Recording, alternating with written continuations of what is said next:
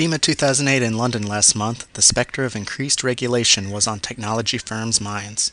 I have been around the industry over the last few weeks talking to the SEC, to the FSA, to the European Central Bank, to the Boston Fed, etc.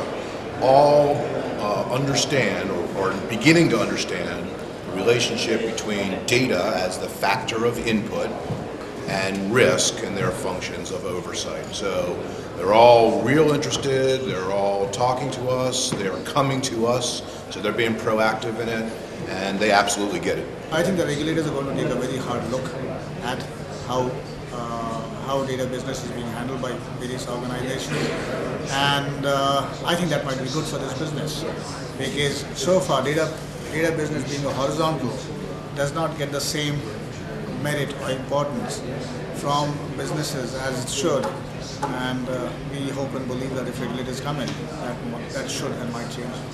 It's the regulators, not financial firms, that have found that they have a technology deficit. And actually, you have to put it in context.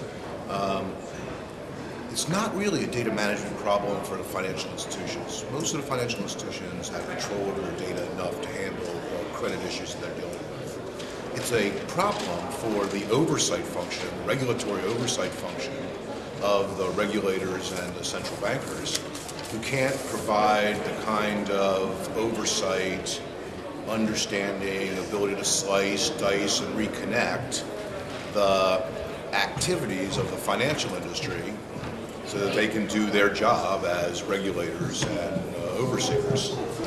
It'll be interesting to see what new regulation will come about as a result of recent market turmoil, for example.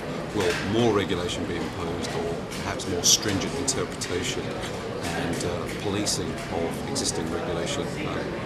Perhaps there needs to be a renewed focus on risk management practices, for example.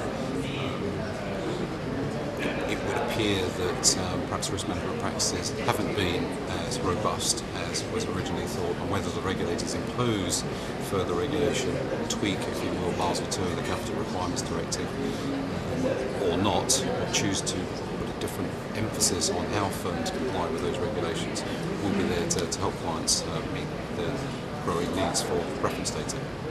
For Global Custodian in London, I'm Eric Hornbeck.